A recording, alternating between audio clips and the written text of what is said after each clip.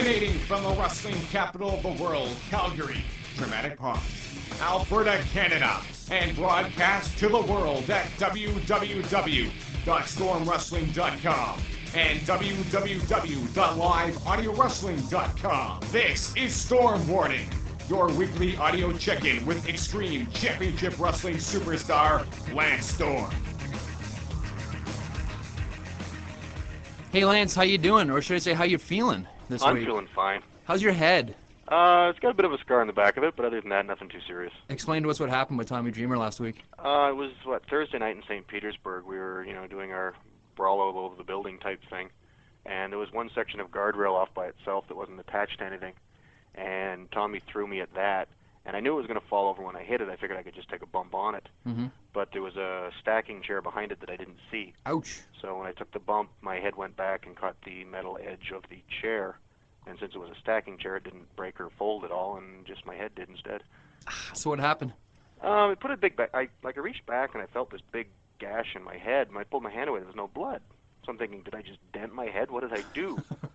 And then when Tommy was picking me up, I heard, "Oh my God!" So I'm like, "Oh, this is good." So we finished the matchup. It was a little shorter than originally anticipated, but we got through it, and Don Reed described it as looking like I had a mouth in the back of my head. Aye. Doctor said it was 2 inches wide and a little over a quarter-inch deep. So Stitches, staples, what'd you get? 10 staples. From the doctor or from New Jack? Yeah, from the doctor. Actually, I was joking when I got back. I'm like, Jack, you could have saved me the trip. You guys have really been hit with the injury bug. Rob Van Dam, New Jack himself. What's going on? Jerry Lynn. Jerry Lynn, of course, yeah. What's up with Rob Van Dam? Let's take him one at a time.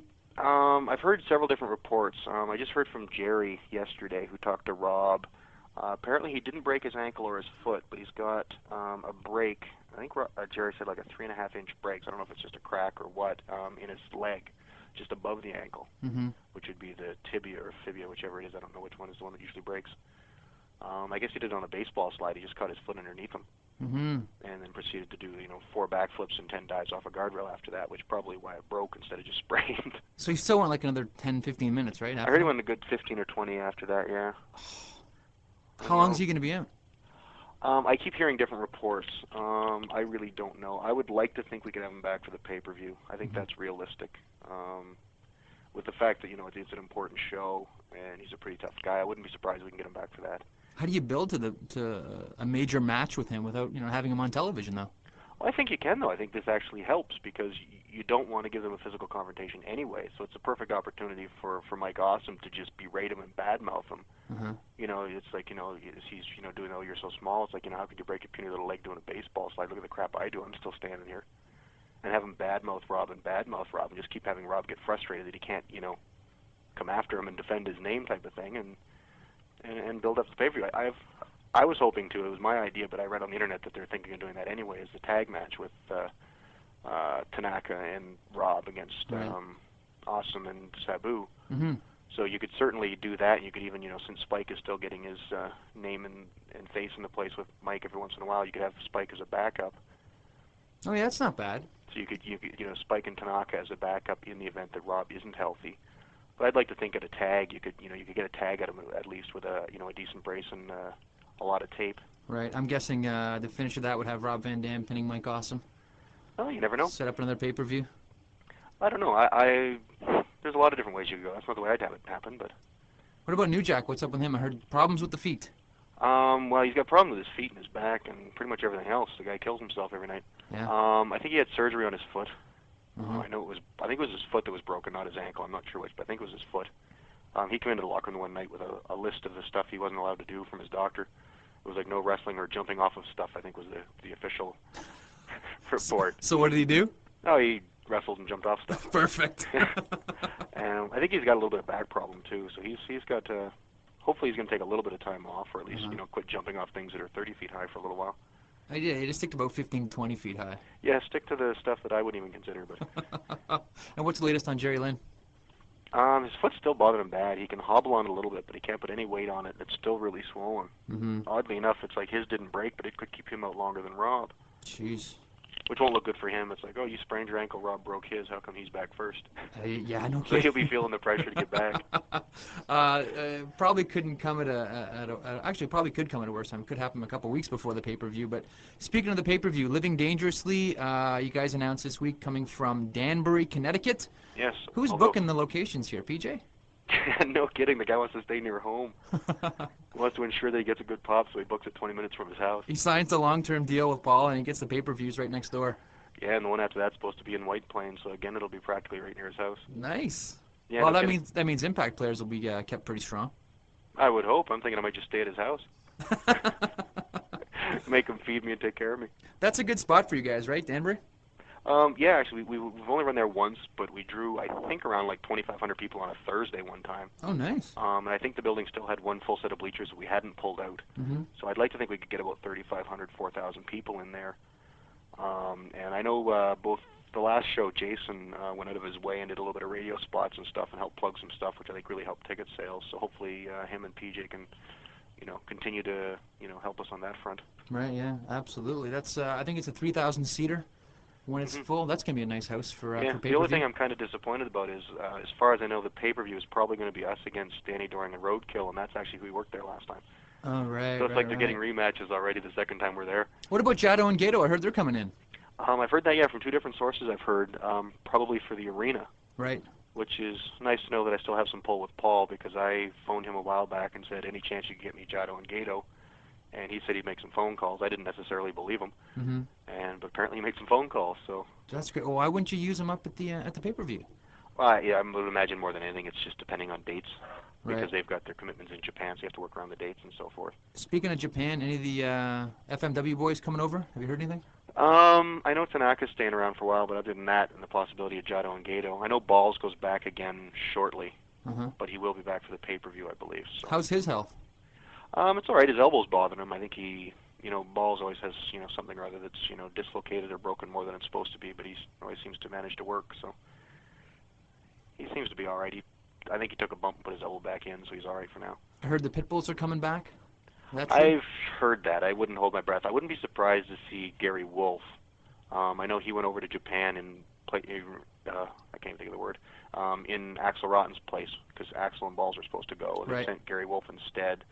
I heard everyone was really happy with him. He worked hard. He, kept to himself, didn't, basically, minded his P's and Q's and made a good impression. Oh, good. So perhaps Paul would bring him back. I don't know if he would bring Anthony back or not. I haven't heard any word on him, but I heard, possibility of Gary Wolf. Going to be interesting to see what happens in the next few weeks in Extreme Championship Wrestling. Shifting gears, the WCW4, I believe they're calling them the Radicals. Chris Benoit, Perry Saturn, Dean Malenko, and Eddie Guerrero making their first appearance on WWF television on Raw this past Monday. You had a peek at Raw this week. What'd you think? I thought it was interesting the way they brought him in, very outsider-ish. Right. I think the four of them could have picked better clothing selections to make more of a noticeable impact. It's just a lot of those guys, they're like Jerry Lynn, and they're not the biggest guys in the world. Right. But when they take their shirts off, they look like $1 million. Sure. Well, Perry took his off at the end. Well, okay, so Perry did. I didn't see the very end of it. I missed the last 10 minutes. Okay. But it's like Benoit. It's like with his shirt on, he looks like a guy that's in pretty good shape. With his shirt off, he looks like the best built guy in the business. It's like I would have liked to have seen him in a sleeveless shirt or have him take his shirt off. How would you have brought those guys in? Oh, I don't know. There's a billion ways you'd have to really think about it. I think they're, certainly a good way of doing it. Because Hunter's got so much heat. He's really a top-end heel right now that, anything facing them gets them pretty much the guaranteed pop. Right. So I think the way they were brought in was good. I would have liked to, seen a little bit more of them, but as far as, less really loud shirts. Speaking of the World Wrestling Federation, a team that you're quite familiar with, the Dudley Boys, really starting to get over. What are your thoughts on the Dudleys, and what was it like working with them? I didn't really get to work with them too much. I think I had only 2 matches with them. I know Candido and I did a tag once when Candido and I had the belts, and Bubba forgot to kick out of a near fall, and we pinned him with like a leg drop. Oh, shades of Hogan. Out of the middle of nowhere. It's like might have been off the second rope, but I know Candido pinned him with a leg drop out of the middle of nowhere. I was like, oh, okay. And then I think we did one 3-way dance with him once. It was certainly a different style than what we worked, but I think what Bubba's getting over for with is he's got such a believable character. He's so intense when he gets out there. Yeah, when Bubba goes through the curtain, he actually is Bubba Ray Dudley. He doesn't, he's no longer whatever the heck his real name is. Right, right. And, he really believes in it and stuff, which, has its upsides and its downsides. But the upside is that it's very, very believable because he's got such an intensity about him. Is that hard to do? Is that hard to get into that, I hate to use the word, but that zone? It is for me because it's just so not me.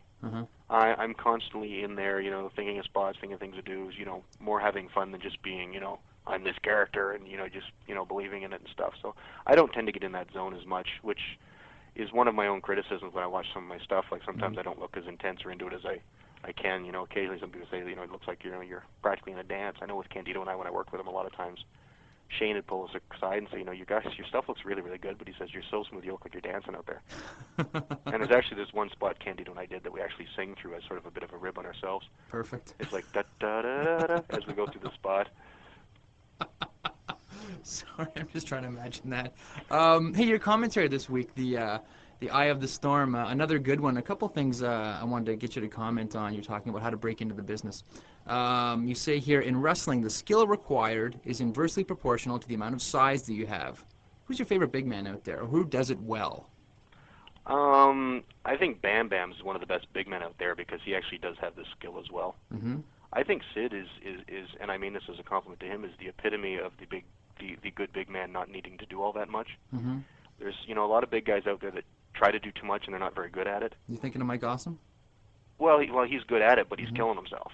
Mm-hmm. Where Sid is a guy who has mastered getting over and doing very, very little. He's got a choke slam, a power bomb, and that's and a big maybe boot. a big foot. Yeah. And he does next to nothing, but he gets the most out of it. And for that, I think he's very smart, in that he knows he's big, he knows that he's got a good look, and that's what he capitalizes on. Mm-hmm. Where, a guy like Rey Mysterio Jr., if he went out and did that, he would be unemployed in about, 5 minutes. Absolutely. Another quote here I want you to sort of expand a little bit on. In wrestling, you may not have to compete for wins, but believe me, you do have to compete for your job. There are a lot more wrestlers than there are spots for workers, so you need to stay ahead of the pack. Staying out of the head of the pack requires a lot of determination, hard work, and the ability to work through injuries. Where does politicking fit in here? It fits in everywhere, unfortunately, because politicking is, so big in that, once you get someone who's your friend, higher up, you tend to get a bit more of a chance to get a spot. Mm-hmm. Actually, Tony DeVito's a good example of this, actually, one of the Baldies. Right. He's actually a really talented worker. He was working underneath, and he was having really good opening matches, but they were, he'd work occasionally, they'd never really do anything with him, because I don't know whether Paul just, didn't notice him or whatever. And since he was friends with PJ, he became friends with me. Mm-hmm. And since I have Paul's ear, I really pushed for him, trying to, what about Tony? What about Tony? Put him on the card. And they started getting him on the card. And it wasn't really active politicking on his part, but, still it was technically politicking because it was a friend of his that, got his foot in the door. And then fortunately, when Paul did give him matches, he produced. Mm-hmm. So therefore, Paul started, this kid actually can work. And, now he's actually got a spot once he gets off the injured list. I was going to say, they just keep adding. You think you're summing up, you're just adding up. What percentage of the business is politicking? I mean, how important is it? It's really, really important if you don't have the talent. Right. I think, regardless of, the politicking, if you're really, really good, you will rise to the top eventually, as long as you're not really bad at it and, get yourself heat. There's a few guys, I mean, right away I'm thinking, Bobby Eaton was like the best for so long, but really didn't get up to the top. Well, I think that was more just due to the fact that he didn't have the look. Right. If Bobby Eaton had Sid's body and Flair's promo ability, he would have been world champ for 100 years. Right. So there's so many different aspects. You have to, who if you're, politically correct and know how to mind your P's and Q's, and then, talent falls in there somewhere. That's really important for a young guy, too, showing up and keeping your mouth shut. Yeah, eyes open, mouth shut is the best piece of advice, and no matter how much you hate somebody, if someone says, what do you think of this guy? Well, he's always treated me good. You don't want because you don't even want to defend somebody necessarily. It's always a great guy, because if the other guy doesn't like him, then you get heat for that. Or it's like, he's always been fair to me. You don't really know him. Is a good, safe answer for that. That's when the bells should go off. Yeah, exactly. Don't say too much more than that. You don't like when people start asking your opinion. Yeah, don't get your own website and shoot your mouth off. Whatever you do, Yes, get heat with everyone. that's my job. I work very, very light with my hands, but I shoot very, very stiff with my mouth. Moving right along, another comment in this week's Eye of the Storm commentary. Staying near to home also makes it easier to find alternative employment. For the first few years in wrestling, it's not a career, it's an expensive hobby. You'll need another job to support yourself. I worked midnight shifts at convenience stores, bounced in bars, I even worked in a car wash, anything to pay the bills. What was the worst job you took to pay your bills to support your wrestling habit?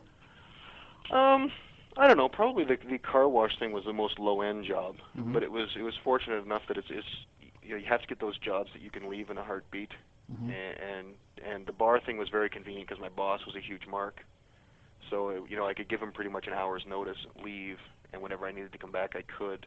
I think I left for like 8 months at one point in time, and had a layoff again, and it's like, hey, can I get some shifts? Yeah, okay, you're on schedule tomorrow. So it's nice to have something like that because it was probably, I don't think I actually supported myself till my third year, and that's actually fast for some guys. Well, yeah, that is. That was because I got the break in Europe and I was there for 6 months. I made a decent amount of coin then. How important is it to have that support staff at home? I think it really helps. Like I know a lot of guys, independent guys and stuff, to live at home and so forth, which is good to have the support. But if you have too much, then it doesn't give you the hunger to really push. Right. To really go out there because it's really hard to make it. And you really have to kick down doors and really force your way in a lot of times. Mm-hmm. Like there's a lot of guys that I know in Calgary that were in for like 3 or 4 years here when Jericho and I broke in, and it's like they're still here trying to kick down doors, and it's like they're obviously not trying hard enough. Right. Or they have to take that realistic look at themselves and say, this obviously isn't for me. At the end of your column this week, you say, for some reason, many fans figure that because wrestling is quote-unquote fake, a word I despise the use of, anyone can do it. What's the best? I mean, I hate the word fake myself. I have my own reasons. What are your reasons for hating that word fake when describing wrestling? Well, it's just that, when you get slammed, you really do get slammed. When you get, suplexed, you really do get suplexed. You do get banged up. You do get hurt. And, we are really chain wrestling and so forth. You may be cooperative while doing it. Right. You may have advance notice to what's coming, but it's like when Balls Mahoney hits you with a chair shot, there's nothing fake about it. Right. The only reason you're not dead is the fact that the chair only weighs a couple pounds and you sort of know it's coming, so you can try to protect yourself. But, I think the word I used on Meltzer's show when I was talking on the IATA a couple weeks ago was it's not fake, it's predetermined. Yeah. And, I can accept that, but the fake to me just doesn't do us justice. Oh, especially when you consider your lineup right now. Yeah. There's Working no... with Rob ain't fake, believe me. February 17th, that's Hardcore Thursday. The Hardcore Revolution video game will be released, and you're going to be on TSN's Off the Record, Lance. Yeah, that seems to be the way it works out, yeah. Third appearance? Yeah, the third time's a charm, maybe. Hey, do you like doing Off the Record? I really enjoy it. I love the debate format. I love discussing and debating things. There's very few people that are just like debating something for the sake of debating it. So I love getting on a show like that and doing it. Mm-hmm. And it's a lot of fun. It's good exposure, and Landsberg's a lot of fun to talk with. So. A little wrestling mark. Yeah, there you go. Tell him I said that. Let's go to some emails here. Jeff in Maine says, I've been a wrestling fan for a long time, but lately I've been very disturbed by the shows. A few years back, I knew what I was tuning into when I chose the various shows. If I knew I was tuning into WCW, I could have the kids around and it was okay. The WWF was half and half, and ECW was usually for me to watch without children in the same room. Now it seems I can't tune into any wrestling if there are children at home. I loved a few years back when I could watch WCW with the kids, then ECW on my own, and everyone was happy. That's not the case anymore. Seeing children grabbing the crotch, giving the finger, is rather disturbing when I go to a show. Wrestling used to be about history and tradition. Now it just seems to be about the American way. Money, money, money. What do you think? Actually, I debated on doing my commentary on this one this week. To me, it's not wrestling that's the problem. It's society in general. Mm-hmm. There's less movies out there you can take kids to. There's less video games you can take. You have your kids play. It used to be Pac-Man and Donkey Kong. Now it's Resident Evil 2 when you're maiming people. Right. And, even our Hardcore Revolution game is, I believe, 18 and older. I think it's unfortunately just the way society goes, and wrestling is nothing more than an amplification of society in general. Do you think it's a reflection? It's not a director? I think it's a reflection. I think it's very funny that critics of wrestling consider it fringe entertainment and lowbrow, or fringe sport and lowbrow entertainment, yet still give it credit with enough that it's setting the pace and being the downfall of society. Mm-hmm. It's like we're either mainstream enough to be taken as credible, or we're not. And people say, well, we're just some fringe thing. It's not really important. You know, you shouldn't be on major newscasts. You shouldn't be in the sports pages. But then all of a sudden, we're strong and powerful enough to be the, you know, responsible for the downfall of society. Mm-hmm. I think wrestling's a reflection of society. You know, when there was the Cold War, you had all the Russians out there, you know, Sure. running around, and you had the Nazis and the, you know, the sneaky Japanese guys because of Pearl Harbor. And I think it's just a reflection of society. I think if people wanted to see priests playing chess, Vince McMahon would promote it. Sure, yeah. You know, I don't think he does anything more than what the people want to see and what sells. And crediting us for the downfall of society, I think, is a bit much. Mm-hmm. You know, I think this person in particular is, I should credit him as being a good parent for realizing that the product isn't perhaps good for his kids anymore. And maybe if more people do that, you know, ratings will drop during the harsher segments or whatever, and then Vince and Turner and Paul in general will have to edit the product. Is it hard to find entertainment for your whole family, Lance? You're a parent. Yeah, I think it is. I found it really, even stuff you don't realize is harsh.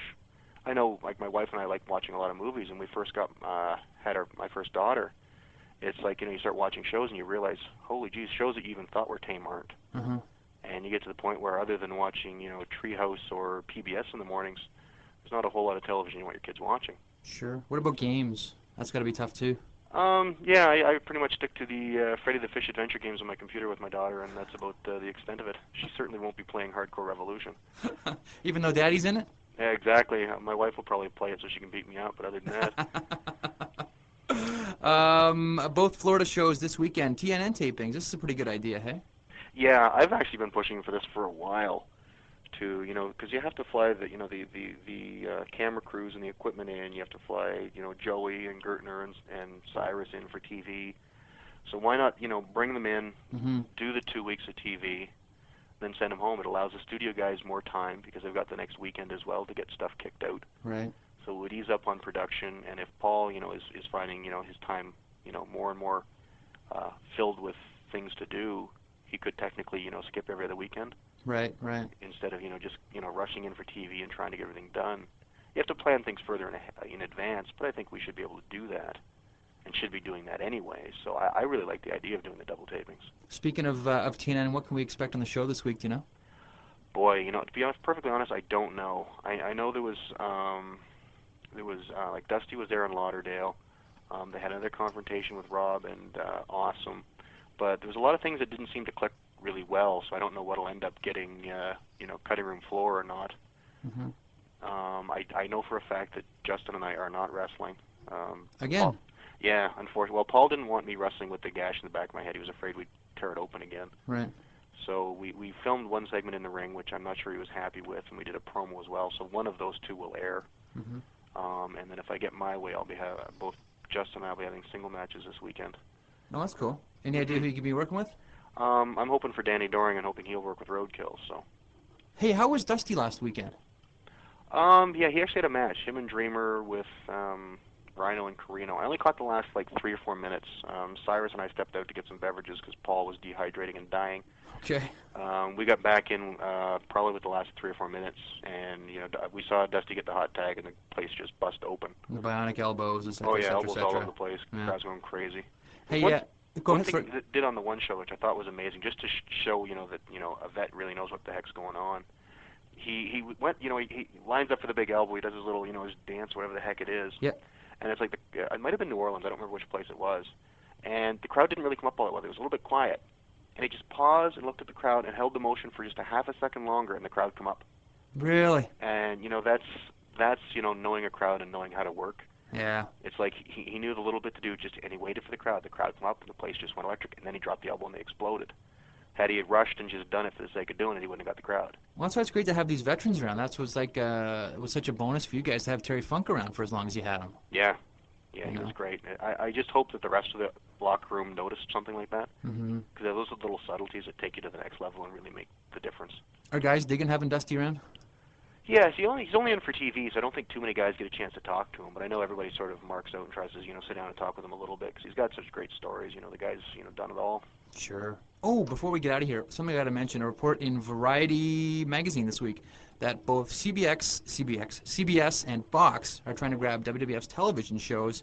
CBS has eyes to place Monday Night Raw on, oh my God, the Nashville network, which would explain the lack of promo you guys get. Well, yeah, if they're sort of saving to go with New York instead, I really don't see why Vince would want us, step down, sort of, so to speak, with networks, because TNN isn't exactly the strongest network out there. If they keep us both on, I think it would be good, because then we would, have people recognize that there's actually something on TNN. Do another WWF invasion. Yeah, whatever, but, I think we'll survive one way or the other, but I wouldn't be surprised if Vince end up on Fox. I wouldn't be surprised either. Thanks a lot for your time this week, Lance. Best of luck in Florida this weekend. All right, take it easy. Fans, if you want Lance to answer your questions on this show, email us at lancestorm@home.com.